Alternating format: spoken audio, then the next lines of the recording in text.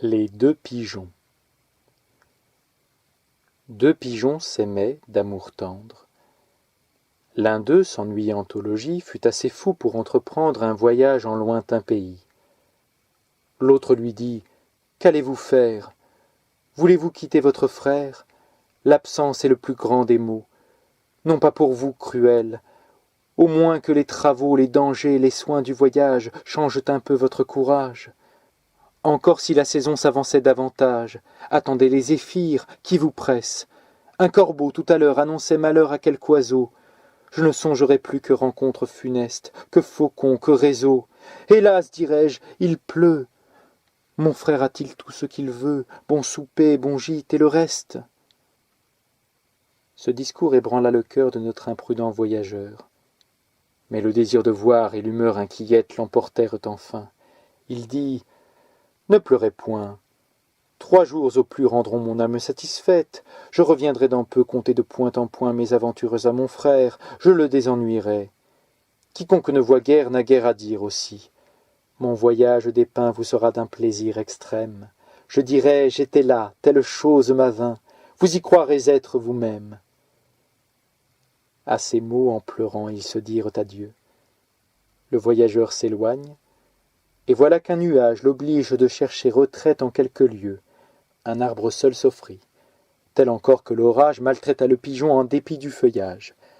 L'air devenu serein, il part, tout morfondu, sèche du mieux qu'il peut son corps chargé de pluie. Dans un champ à l'écart voit du blé répandu, voit un pigeon auprès, cela lui donne envie. Il y vole, il est pris. Ce blé couvrait d'un lacs les menteurs et traîtres appâts.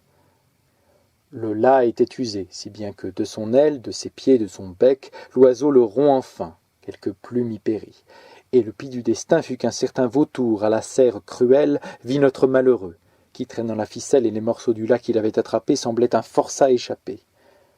Le vautour s'en allait le lier quand des nus font à son tour un aigle aux ailes étendues.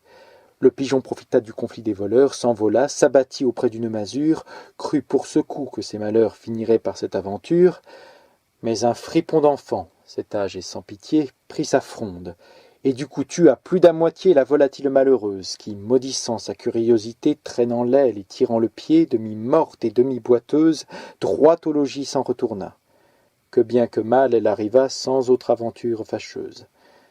Voilà nos gens rejoints, et je laisse à juger de combien de plaisir ils payèrent leur peine. Amants, heureux amants, voulez-vous voyager? Que ce soit aux rives prochaines. Soyez-vous l'un à l'autre un monde toujours beau, toujours divers, toujours nouveau. Tenez-vous lieu de tout, comptez pour rien le reste. J'ai quelquefois aimé. Je n'aurais pas alors contre le Louvre et ses trésors, contre le firmament et sa voûte céleste, changé les bois, changé les lieux, honorés par les pas, éclairés par les yeux de l'aimable et jeune bergère pour qui, sous le fils de Cythère, je servis, engagé par mes premiers serments. Hélas, quand reviendront de semblables moments? Faut-il que tant d'objets si doux et si charmants me laissent vivre au gré de mon âme inquiète?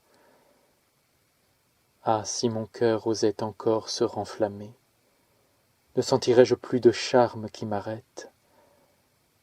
Ai-je passé le temps d'aimer?